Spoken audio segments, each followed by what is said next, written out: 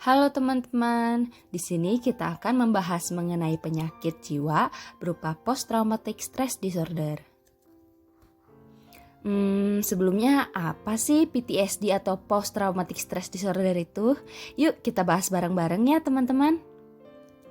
Post-traumatic stress disorder adalah suatu sindrom yang timbul setelah seseorang melihat, terlibat di dalam, atau mendengar stresor traumatik yang ekstrim.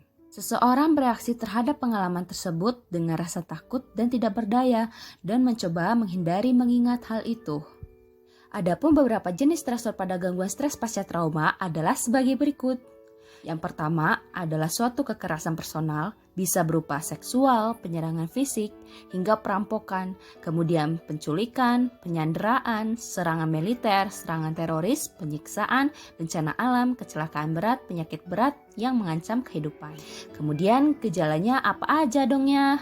Yuk kita bahas bareng-bareng. Yang pertama, adanya ingatan-ingatan kembali berupa flashback akan peristiwa-peristiwa traumatik yang pernah dialami. Yang kedua, adanya mimpi-mimpi yang buruk bersifat berulang yang menimbulkan penderitaan bagi pasien. Yang ketiga, pasien berperilaku atau berperasaan seolah-olah peristiwa traumatik yang dialami terjadi kembali.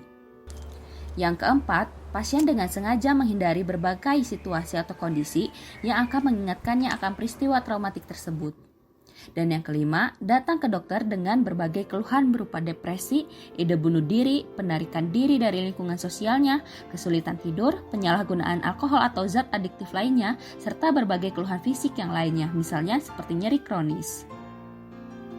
Kemudian yang terakhir, seringkali berhubungan dengan keluhan fisik dan penurunan tahap kesehatan secara umum.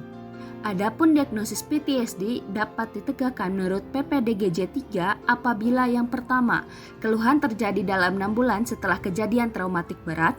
Yang kedua, apabila tertundanya waktu mulai saat kejadian dan onset gangguan melebihi 6 bulan, asalkan manifestasi klinis khas dan tidak ada gangguan lainnya. Yang ketiga, harus ada bayang-bayang atau mimpi secara berulang atau yang biasa disebut sebagai flashback. Yang keempat, adanya gangguan otonom seperti banyak berkeringat, gangguan afek atau emosi, dan kelainan tingkah laku.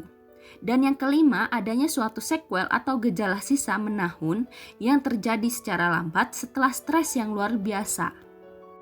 Aduh, kalau kita ternyata curiga kita mengalami suatu PTSD atau post-traumatic stress disorder, jadi harus gimana dong ya? Yuk simak penjelasannya. Jawabannya adalah jangan ragu untuk menemui dokter ya. Kalau gitu apa dong yang nantinya akan diberikan dokter kepada kita sebagai pasien yang mengalami PTSD? Yuk simak penjelasannya.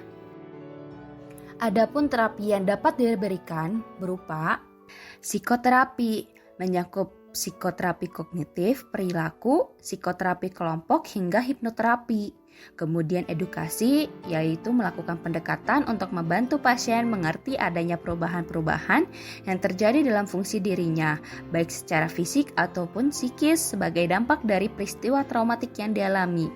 Kemudian dilakukannya dukungan psikososial yang dibutuhkan untuk mengurangi berbagai stigma negatif yang mungkin muncul akibat dari diagnosis suatu penyakit PTSD. Kemudian teknik meredakan kecemasan, yaitu dengan cara relaksasi, teknik mengatur pernafasan, hingga mengontrol pikiran. Kemudian melakukan modifikasi pola hidup seperti diet yang sehat, mengatur konsumsi kafein, alkohol, rokok, dan obat-obatan lainnya. Dan yang terakhir, bila diperlukan bisa diberikan obat-obatan seperti antidepresan. Contohnya obatnya adalah golongan SSRI seperti fluoxetine, sertralin, ataupun golongan trisiklik seperti amitriptilin. Bagaimana persentase kesembuhannya? Pada pasien PTSD yang tidak diberikan terapi, sebanyak 30% pasien itu dapat sembuh, 40% berlanjut dengan keluhan ringan, 20% berlanjut dengan keluhan berat, dan 10%-nya dapat memburuk. Setelah 1 tahun, biasanya 50% pasien dapat sembuh. Walaupun dapat sembuh tanpa diberikan terapi, jangan pernah ragu ya untuk menemui dokter. Sekian dulu ya teman-teman pembahasan mengenai PTSD-nya.